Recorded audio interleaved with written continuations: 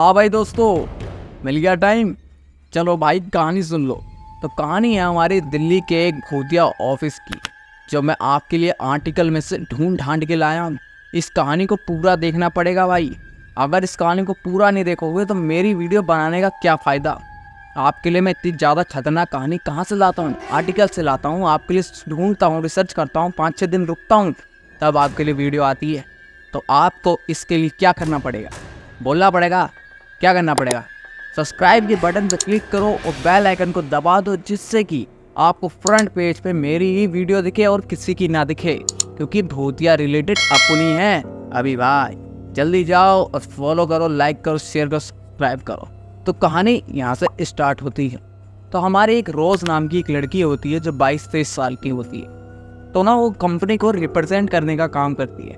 जैसे कि कोई भी इंक्वायरी होती है, कोई भी कुछ भी होता है, तो कंपनी से उसके पास फ़ोन आता है, तो वो सबको बताती है कि हमारी कंपनी ये प्रोवाइड करेगी, हमारी कंपनी ये प्रोवाइड करेगी। तो वो ऐसी 4-5 बातें ये बोलती थी। तो उसका बस यही काम था। तो वो कंपनी में आकर इतना ज़्यादा खुल सी गई थी कि उसके बहुत अच्छे अच्छे दोस्त भी बन गए। जैसे कि 4-5 दोस्त, आप भी कोई इसमें से अच्छा होगा तो उसके ज़्यादा से ज़्यादा दोस्त होंगे, ज़्यादा नहीं होंगे, किसी के होंगे किसी के नहीं होंगे, ऐसा होता है। और वो लड़की ऐसी थी कि उसके जल्दी से जल्दी दोस्त बन गए। तो ऐसे एक दिन वो बैठे थे, उनका नाइट की शिफ्ट लग गई। तो वहाँ पर ना उसकी नाइट की शिफ्ट ऐसी लग जाती थी बार बार। तो उसकी जो टीम थी और वो रोज़ खुद थी, ये सब जाकर रुक गए वहाँ पर 5-6 लोग, और इन्होंने काम वाम निपटाने लगे और करने लगे कि हाँ भाई जल्दी जल्दी काम करेंगे, बातें करेंगे, चाय कॉफ़ी एक साथ पियेंगे। इनकी ये वाला प्लान। इन्होंने सारा काम वगैरह निपटाया, सारा जो भी हमारा इम्पोर्टेंट वर्क था इन्होंने सब कुछ निपटा लिया था। पर रोज़ के पास में एक ऐसी कॉल आई, अनजान कॉल। तो इन्होंने कहा कि यार 12:30 बज गए हैं, अब कौन कॉल कर सकता है? इनके दोस्तों ने कहा कोई बात नहीं, आप देख लो, क्या पता कंपनी से रिलेटेड कोई इंक्वायरी वगैरह लेने के लिए किसी ने फ़ोन कराओ, तो आप जाके उसको पिक कर लो, आप देख लो क्या है। तो रोज़ जाती है, उसको फ़ोन को उठा के पिक करती है और देखती है कि किसका नंबर है। तो बोलती है हेलो, आई एम रोज़। फिर उसने जो भी बातें करनी है वो करनी रहती है। 5 मिनट होती है, 10 मिनट होता है, 15 मिनट भी होते।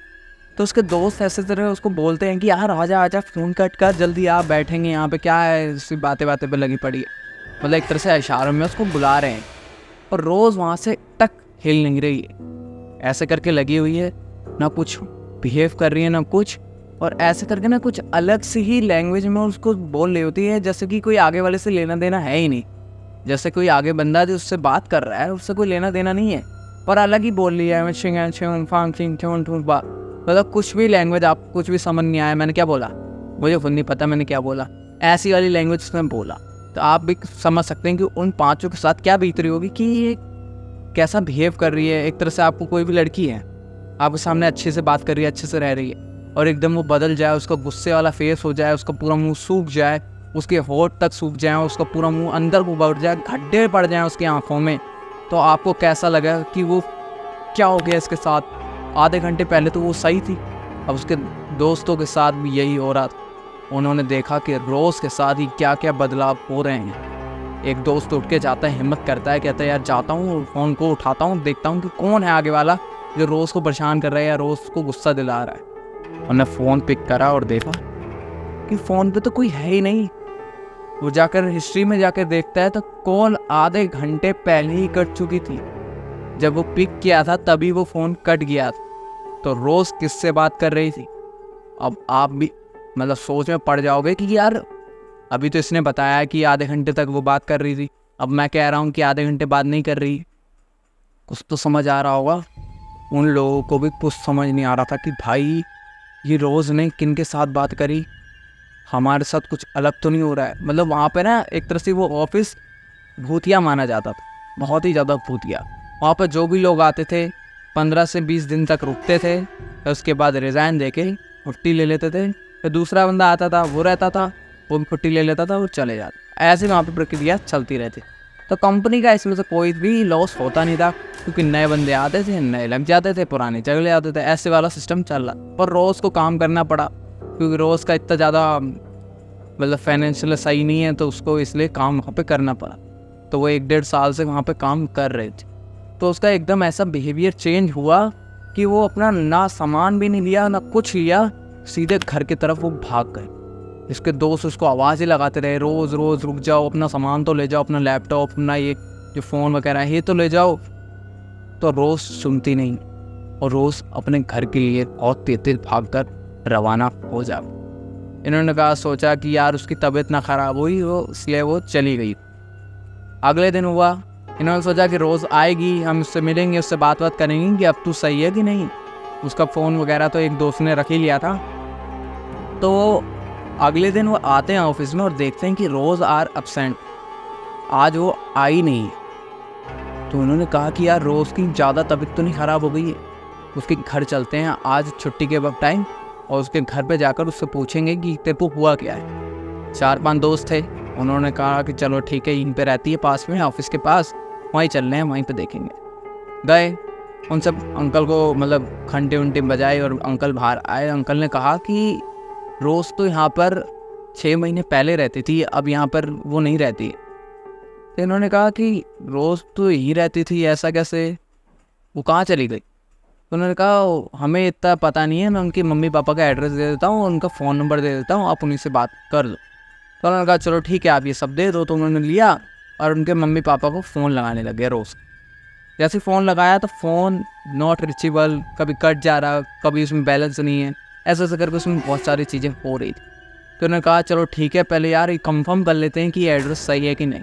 और वापस ऑफिस में आते हैं और एचआर से बोलते हैं कि हमें रोज़ का नंबर चाहिए और रोज़ का करंट एड्रेस चाहिए, जो वहाँ पर वो रहती है, उनके मम्मी पापा का एरिया, वो जो भी है सब उसका करंट एड्रेस निकालने के लिए एचआर के पास।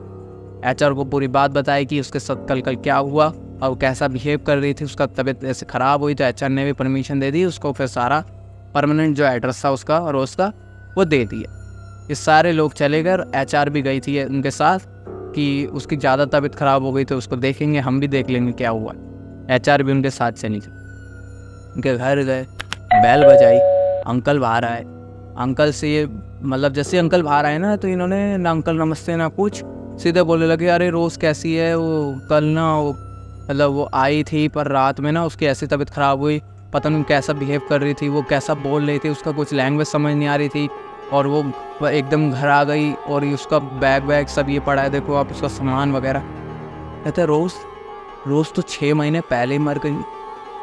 तो ये कहते हैं कि यार 6 महीने पहले मर गई कैसे। फिर उन्होंने पूरी बात बताई कि मुझे एक अनजान फ़ोन आया था और उन्होंने बताया कि आपकी लड़की यहाँ से मतलब ऑफिस से वापस आ रही थी तो उसका एक्सीडेंट हो गया। अब वो हॉस्पिटल में, जैसे वो हॉस्पिटल जाते हैं और वहाँ पर देखते हैं कि उनकी लड़की मर चुकी है और रोज़ वो मर चुकी थी। तो उन्होंने वहाँ से बॉडी ली और जो ऑफिस के बगल में ग्रेवयार्ड था, जो भी हमारा शमशान था, वहाँ पर जाकर उन्होंने उस लड़की को वहाँ पर जलाया, उसके अंतिम संस्कार करा, फिर उसके बाद वो घर आ गए।